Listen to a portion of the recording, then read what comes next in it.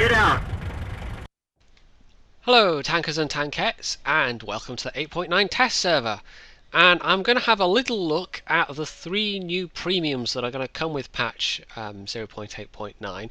Now, I wanted to show you some actual gameplay videos, but after 3 days on the test server, I have not had a single match in any of the tanks where I thought, okay, I could use this for a preview. It's just been a desolate wasteland of extreme derpiness and team killing, and it's just been, I don't know, it feels worse than the last test server somehow. But so basically this is just going to be me talking and comparing tags. So I'll say that up front. If you want to go and watch somebody else's channel where they've actually got some gameplay, in fact you should go and watch some gameplay videos of these anyway. But the test server has been kind of derpy this time around. Like I said, I've not had a single match where I thought I could actually use the replay afterwards. So I'm going to start off with the new Japanese tank, because that's generated a lot of interest, the Chinukai. Now, or is it Chinukai? I'm not sure. I'm not sure with my Japanese pronunciation. But anyway, so it's the first Japanese vehicle in game. It's yeah, it's a tier 5 medium, and there's a couple of premium tier 5 mediums in the game already. And I think hands down the best of them, or the best all-rounder, is the T25. So I'm going to use that as my baseline. Now the T25 is just a good medium tank, full stop. So it's, even compared to the other regular tier 5 German mediums, this is a pretty good machine. It's got speed, it's got a reasonably punchy gun, the armor's not much to talk about, but it's kind of sluggish in terms of traverse. The Chinukai is similar-ish, and I say ish. The stats are a bit less balanced. The armor is pretty similar. The main difference is that it is actually, well, you'll notice yourself, stats on this 60 kmh, so it goes pretty well in a straight line. 610 hit points. It's not particularly weighty. You can see the armor there. This has got a better gun, but it's not a massively better gun. The main area where it is a better gun is the accuracy. It's got better penetration, which is pretty nice. That's penetration on a par with the Soviet 85mm guns, like the T-34-85 has got, I think, 125 pen, so that's pretty good pen. And the damage is alright, the damage is better as well. You see some of the other stats on the gun. It's a slow rate of fire, but slightly better aim time. But the main one is that it's more accurate. However, it does need to be more accurate because you've got the same armor, but you're more than 20 kilometers an hour slower, and the traverse is the turret traverse is better, but the whole traverse, actually the whole traverse is better as well. What am I saying?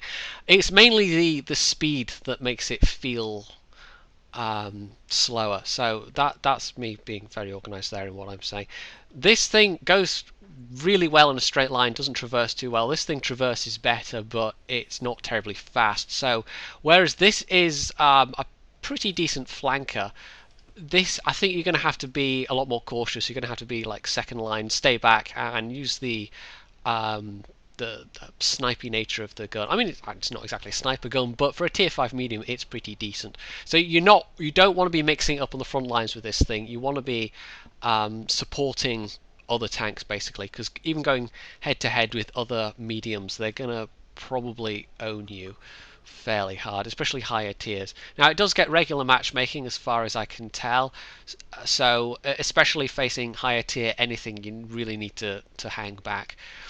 You don't have the speed to use it effectively as a flanker, but in all other respects it's pretty nice. And it's, the only complaint is, I mean, look, the hit points basically. This gets 610 hit points. This gets 480. I don't know why there is that disparity. That coupled with the armor, coupled with the slowness, it, even though it's got the same armor as the T25, it feels more fragile than the T25. So it's a less well-rounded machine, but it's not bad. I mean, it's far from the worst tier 5 premium medium, and the credit making potential is okay. The other thing I want to note about it before I move on is that Well, actually, I should mention about the gun. It has reasonable depression, but the elevation's pretty good. I was going to say that. You can tell I'm not working from notes here. Normally I make notes for these sort of things, but I'm just kind of winging it today, which is very organised of me. The gun actually gets two kinds of AP. Was the last thing I wanted to say. So you get normal AP and then you get more expensive AP. And the more expensive AP has got 155 mil average pen. So that's not bad. You know, that's pretty reasonable. Given that you're seeing up to tier 7 machines in this, as far as I can tell, you're going to want to carry a reasonable amount of that, because I think a lot of the time, because you're not really able to use it as a flanking machine, you're going to be having to rely on that gold ammo to pen stuff frontally from a distance. So yeah, to sum up my sort of preliminary thoughts on this, it's an okay machine, but it's very much more a hang back and hit them from a distance machine. It doesn't have the speed and mobility to effectively get around the battlefield like some of the other mediums that are in the game. But it's still superior to the likes of the Soviet Lend-Lease Matilda, and it's certainly less idiosyncratic than the Matilda Black Prince. So let's move on to the other new medium, which is the T4485. And this is going to be quick. I really don't have much to say about this. It's basically a T43 with the middle gun, because it's the same gun. It's the ZIS 53, and the stats are, well, identical. It is exactly the same gun, except for some reason one weighs more than the other. So this gun weighs less, and that's the only difference between the two. The other major difference is, I mean, this gets 50 more hit points, slightly less engine power, but it gets a considerably better traverse speed than the T43. So yeah, as far as I can tell, it also has limited matchmaking. I don't think it sees tier 9s, which is a good thing with this gun. So you have got the mobility in this to be more of a flanker. You're going to need to carry out, I think, a fair few medium APCR rounds. Medium rounds? What? I don't know. Brain catch up. Yeah, basically it's a Soviet medium. There's nothing special about this at all. I'm not quite sure why this is in the game, but if you wanted a Soviet medium premium tank to train your crews on, up till now you've basically only had the completely the wrong tech tree. You've only had the Matilda 4, the Lend-Lease Matilda. This gets, obviously, your higher tier. The credit making potential of it seems okay. If you can do you don't seem to have to do that much damage to be able to make credit. So I'll say that for it. As a credit making machine, it's okay. But I think the only real reason to buy this would be if you wanted to have a higher tier crew trainer for your Soviet medium crews, because otherwise there is absolutely nothing special about this at all. It's just Soviet tier 7 medium that's, it's a T3485 gun on a it's essentially a T3485 in terms of matchmaking, and it gets the same gun, and it's just sort of buffed in other regards. So think of it that way. It's not really particularly an interesting tank, I think. And now we move on to the last one, but not least, the Type 64, which I think is actually the most interesting of the three that have been introduced. Now, this is a Tier 6 premium light tank, and it gets full scout matchmaking, so I think you can see up to Tier 10s in this. It's interesting. It's kind of big for a scout. We'll compare it to the 5916. You can see it's actually fairly large in comparison, and also the MT25. It's as tall as the MT25, but it's a little bit longer. It's not quite as compact, but it's actually quite interesting because it's 20 tons, so it's not the lightest, but it's got a pretty high speed limit. The hull traverse is 56 degrees. That's pretty fantastic. Turret traverse is okay. The gun, basically, it's an American M1 M1A2, yeah, 76 mil gun. So if you've played any of the American mid-tier mediums, you know this gun. But don't be fooled into thinking this is a medium tank because, well, the armor is basically non-existent. It's better than Hellcat, but only just, and you will recognize this turret if you've played the Hellcat because that's pretty much the stock Hellcat turret. I don't know quite what to make of this machine. It is pretty damn fast, and I would recommend using fuel. I don't know, I didn't recheck that actually. I would recommend using fuel if you buy this thing and play this thing.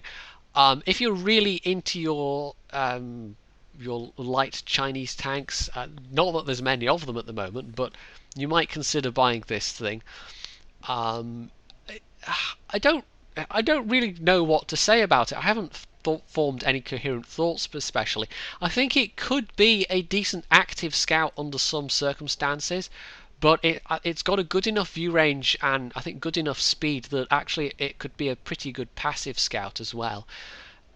It obviously depends what setup you want to use on it, but actually I think I will say torsion bar is probably a good idea just because of it's pretty fast. I think you could end up tracking yourself fairly easily if you're not careful.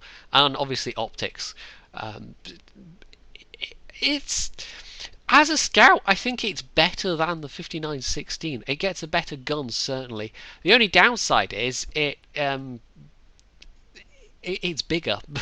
That's really the only bad thing I can say about it in comparison to the 5916. And it's certainly I don't know if it's better than the MT25. If I had to choose between the MT25 and Type 64, I probably would go for the MT25. But this is okay. It's not awful as a scout. And you can, like I said, I think it's got the flexibility to either be a passive scout or an active scout. You can do both things with it.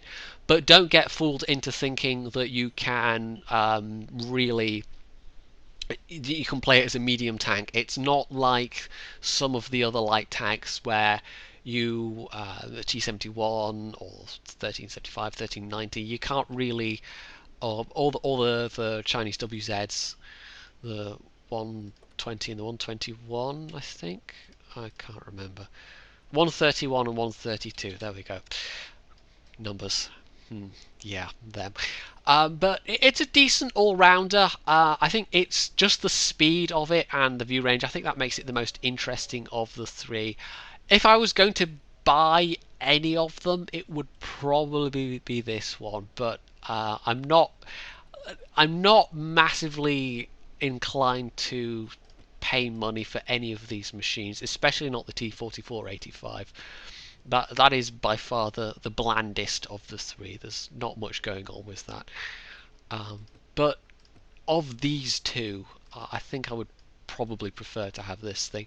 If you don't really like scouting and you don't want to play with scout matchmaking, don't buy this. You're not going to enjoy it. Yes, it's the fastest of the three, but because of it gets the scout matchmaking, if you get regular matchmaking, that's a fairly decent gun. You might get away with playing it a bit more like a medium tank, but generally speaking, yeah, it's not a tank for taking other tanks on head to head. And I think the rate of fire is you can buff the rate of fire obviously with a gun rammer, but compared to the fast firing 57mm on these two, the rate of fire is actually it's such that I mean it's nearly as good. It's not too far off, but it's just that little bit less that even sneaking up behind enemy tanks and trying to pump them full of lead, it's less advisable with this gun. But that said, it's not an awful gun, and it's certainly a decent scout from the matches I've been able to have in it that haven't been completely derpy.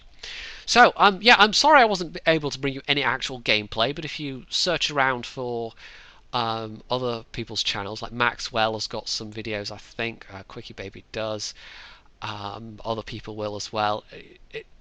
You'll be able to see some of the gameplay, but I think these kind of previews they're kind of tricky because yeah, the test server it's a bit like Mos Eisley. It's a blasted. Oh god, I can't even get the quote right in my head.